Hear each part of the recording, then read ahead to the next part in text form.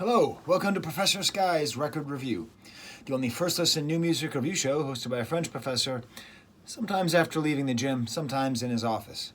It's actually early in the morning on Wednesday. I usually record on Tuesday. I had a horror show of a day yesterday involving counselors and court.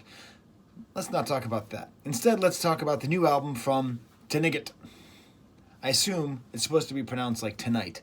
It's doing that very 2010s thing of taking out all the vowels, TNGHT. And it's an interesting EP. It's just called Two. There must be a first one. And I actually picked it because I really like half of the duo that makes it.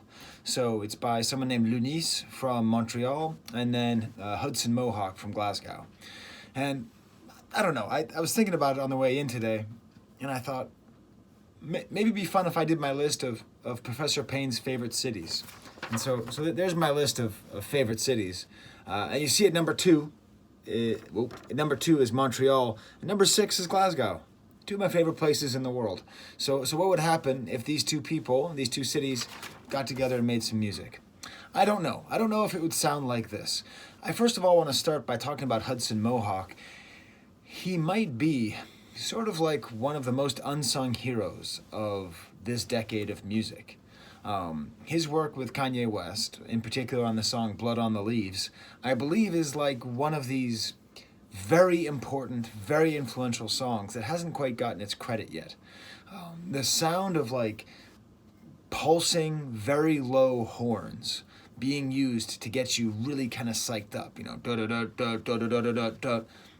You always know when these sounds are important when they filter their way into advertising. There's like this Arby's commercial, and I swear it's produced by Hudson Mohawke. But this sound, I don't know if Hudson Mohawke invented it. I'm not an expert on anything but 17th century French literature. I'm not an expert on techno or electronic dance music, but this does really appear to be popularized by him and perfected by him. And this kind of low horns pulsating for rhythmic effect on electronic music is everywhere, and I think he deserves a lot of credit.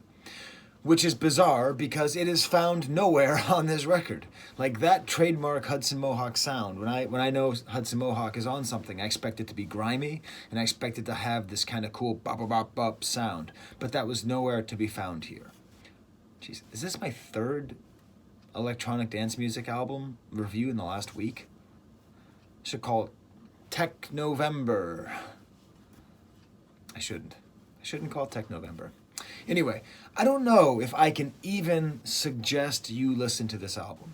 I can tell you it's good. Unequivocally, it's good. It's a well-made, well-produced album.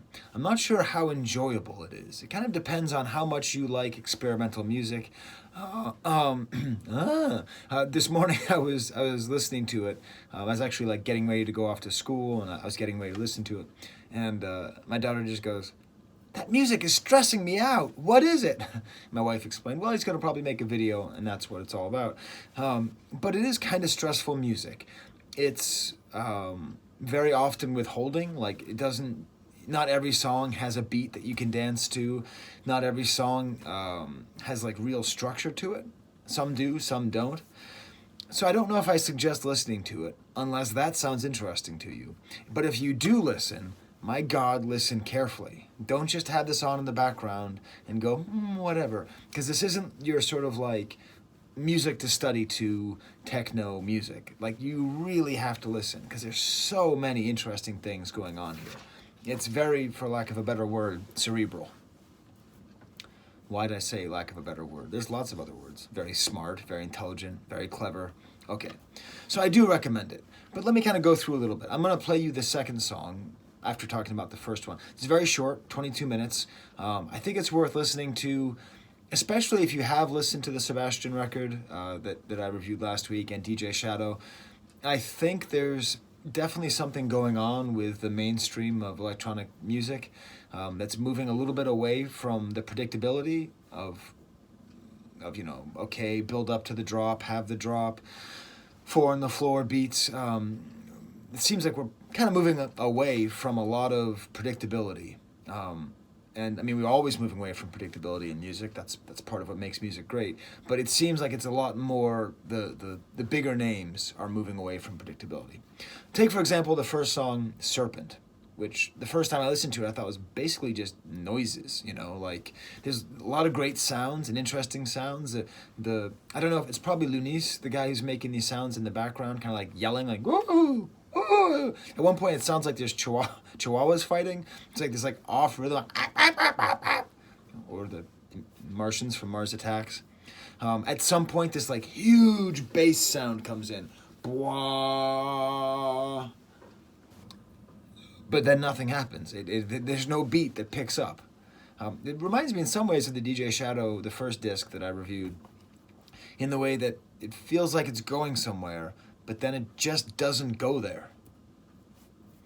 And it's on purpose, right? These artists know how to make a beat. DJ Shadow and Hudson Mohawke aren't world famous for not being able to make a beat. So we have to assume that this push towards the avant-garde is intentional. Next is the track Dollars. And this is what I mean, you have to listen. There's just the sample of someone saying, they just dollars. And there's some nice manipulation of that in the beginning, where it's like, they just dollars, they just dollars, they just dollars, dollars, dollars, dollars. And that dollars becomes the sort of rhythmic background of the entire track. But there's some just superb drum manipulation that goes on here. So you have this dollars, dollars, dollars, dollars, dollars, dollars. And then underneath you have these two guys, Lunice and Hudson, just making these great drum beats and just chopping them up and making them interesting. I talk a lot about movement, especially in electronic music. It's maybe worth defining. Movement isn't just having one part and then having another part. It's having a part that can move into another part to the point where you're sort of I know how we got here, but I feel like I'm somewhere else than where I started. At the end of this track, this kind of strange sample underneath comes in. And sorry, that was a message from my son. I think he's asking me for money, but it's for something good. It's for school. And this movement comes in, and in this case, and I would say this happens a lot in this album, it's subtle movement. It's unexpected movement. It sort of comes out of nowhere. This sample that comes underneath you don't really expect. So let me just play you a little bit of this dollar, dollar, dollar, dollar, dollars, which is not some kind of capitalist, yay money thing. I think they're just taking this sound and breaking it apart. There does appear to be a very keen interest in the rhythms that are made by words and how to use the rhythm of words, like dollars, dollars, that has very strong first syllable, weak second syllable. It seems like that's being used for rhythmic effect, not actually talking about money. Okay, so let's listen to a little bit, and I can't really help you. I can't help you listen to this because I'm playing on my speaker that's going into this little teeny tiny microphone that's coming out of your teeny tiny microphone. It is really worth taking this record and just listening to it carefully and hearing all the things that are happening. But at least listen to the drum beats underneath. Okay, so I uploaded this long explanation of why I like this and played you the sort of whole thing with it, the dollars, dollars, and then the drum beats coming in and then the other section coming in.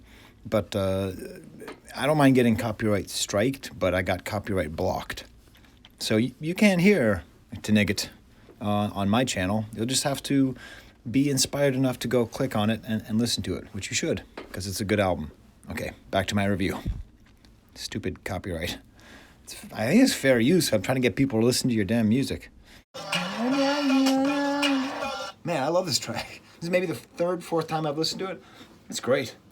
It's a really, really good track. The next track is one called First Body, and it's almost like Panda, like someone in the back making those sounds, but it's really weird. It's these super strange noises that are being made, kind of a Middle Eastern style melody. By the time it reached this point, I wanted a standard melody and a standard song that I could just kind of dance to. But then when I got it, I was kind of disappointed. I was sort of hoping maybe they would just keep pushing the boundaries and making something weirder and weirder and weirder.